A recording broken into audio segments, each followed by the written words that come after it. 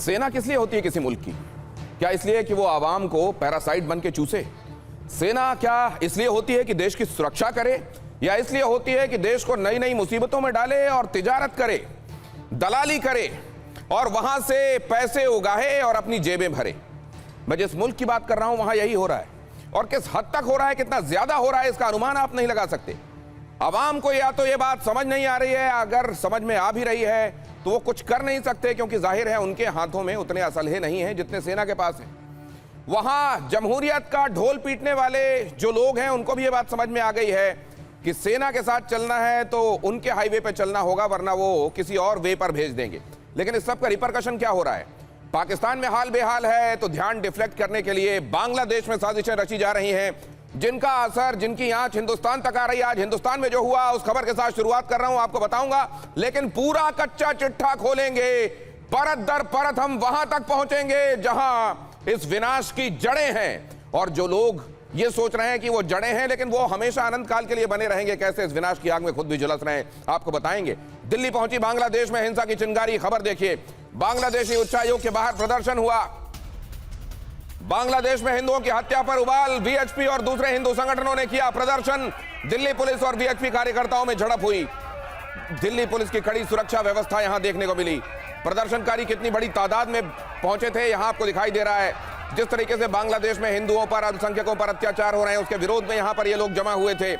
ये बांग्लादेश उच्चायोग है भारत के अंदर, जहां सामने आपको लोग जमा दिखाई दे रहे हैं, लेकिन पुलिस ने पूरी मुस्तैदी, ये कहलाती है सुरक्षा।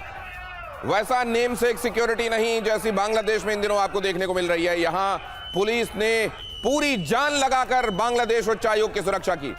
हालांकि यहां प्रदर्शनकारी भी एक प्रदर्शन करते हुए जानते थे कि यहां आक्रोश का प्रदर्शन जरूर है लेकिन उग्रता नहीं दिखाना है। यहां पर हालांकि उनको तितर बितर करने के लिए पुलिस को हल्का बल प्रयोग भी करना पड़ा।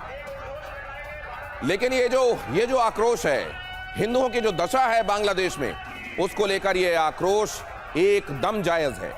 और यहां पर उच्चायोग की सुरक्षा का जो फर्ज भारत के कंधों पर है, उसको निभाने के लिए किस तरीके से भारत प्रतिबद्ध और कटिबद्ध दिखाई दिया, उसकी तस्वीरें भी आपको यहां दिखाई दे रही हैं। Because India walks the talk. Bharat जो कहता है वो करता है। अब आगे देखिए, बांग्लादेश में हिंसा को लेकर हिंदुस्तान में बहुत गुस्सा है। दिल्ली में आज बांग्लादेशी उच्चायोग के बाहर यह प्रदर्शन हुआ, लोग जुटे, बांग्लादेश उच्चायोग के सामने कड़ी सुरक्षा की गई। बड़ी संख्या में पुलिस फोर्स की तैनाती यहां पर की गई। बड़ी संख्या में पुलिस फोर्स यहां तैनात थी और प्रदर्शनकारी किसी भावावेश के हवाले होकर उच्चायोग में किसी तरह का नुकसान ना पहुंचाएं, इस बात को पुलिस ने बखूबी प्रिएम्प्ट किया। देखिए किस तरीके से सुरक्षा व्यवस्था वहां पर चाक चौबंद थी। इतनी बड़ी संख्या, इतनी बड़ी तादाद, बड़ा आक्रोश, लेकिन पुलिस ने भी उच्चायोग को बखूबी महफूज किया।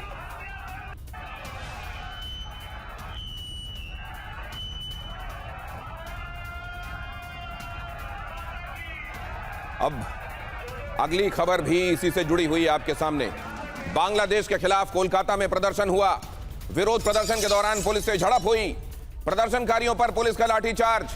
तो यहां केवल कोई ब्राउनी पॉइंट स्कोर करने के लिए, नई दिल्ली में केवल सियासत करने के लिए लोग इकट्ठा हो गए, ऐसा नहीं है।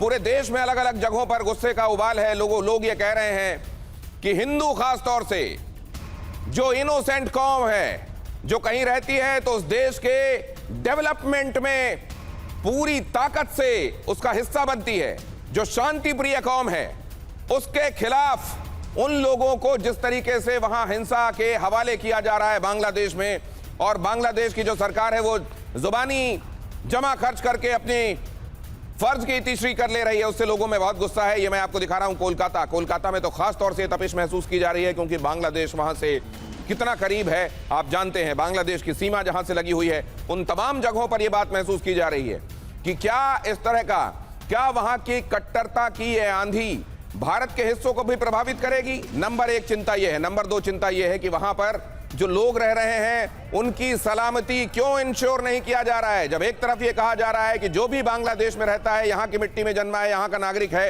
वो हमारी निगाह में बराबर है, तो फिर यह देखने को क्यों मिल रहा है जो देपू चंद्र दास के मामले में देखने को मिला। यहां पर पुलिस को लाठीचार्ज भी करना पड़ा, प्रदर्शनकारियों पर पुलिस ने लाठीचार्ज किया। उधर जम्मू में देखिए, मैंने आपको दिल्ली की स्थिति दिखाई, मैंने आपको कोलकाता दिखाया, अब जम्मू ले चलता हूं। जम्मू में भी लोगों का गुस्सा भड़का, यूनुस सरकार के खिलाफ भारी आक्रोश लोगों में दिखाई दिया। लोगों ने यहां जमकर प्रदर्शन किया। ये है जम्मू, कोलकाता इसके पहले, और उसके पहले आपने देखा दिल्ली, अब दिखा रहा हूं आपको जम्मू।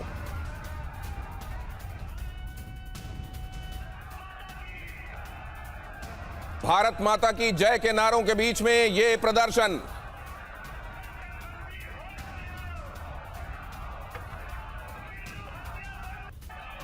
बांग्लादेश में कट्टरपंथी कैसे बेलगाम दिखाई दे रहे हैं, और क्यों ये प्रदर्शन हिंदुस्तान में अब इतने उग्र होते जा रहे हैं, क्यों लोगों को इतनी शिद्दत से लगने लगा है कि ये तो हद हो रही है। जरा देखिए बांग्लादेश में कट्टरपंथी कैसे बेलगाम है, उसकी बानगी यहां इस बिग वॉल में, इस डिस्क्रिप्शन में आप देखेंगे। बांग्लादेश में कट्टरपंथी बेलगाम 2025 जनवरी से जून हिंसा की घटनाएं 258 हो चुकी हैं, और ये वो हैं जो वहां आधिकारिक रूप से रजिस्टर्ड हैं, जो जिनका कोई हिसाब किताब नहीं है। ऐसी तो न जाने कितनी घटनाएं हैं, और ये भी तय मानिए वहां ज्यादातर हिंसा की घटनाएं जो अल्पसंख्यकों के खिलाफ हो रही हैं वो तो रजिस्टर ही नहीं हो रही हैं।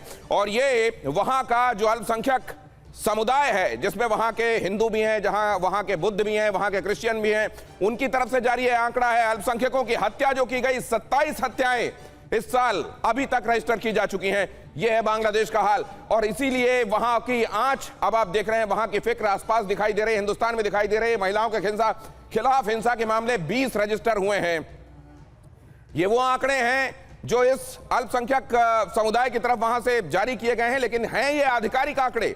वो आंकड़े जिनको रजिस्टर नहीं किया गया है वहां, वो अभी आपके सामने नहीं दिखा रहा हूं। यहां महिलाओं के खिलाफ हिंसा के आंकड़े आपको दिखाया मैंने, 500 से ज्यादा वहां कुल मिला के इस तरह की घटनाएं हो चुकी हैं। पूजा स्थलों पर हमले हुए हैं, क्विकली चेंज कीजिए, 59 ऐसी जगहें जहां पूजा की जाने वाली जगहों को तोड़ा फोड़ा गया, घरों दुकानों पर हमले हुए, 87 ऐसे मामले दर्ज किए गए हैं। और ये लगातार, इनको लेकर ऐसा भी नहीं है कि कोई एक घटना, आपको याद होगा दीपू चंद्र दास वाले मामले में सरकार की तरफ से यह कहा गया था कि this is one of incident.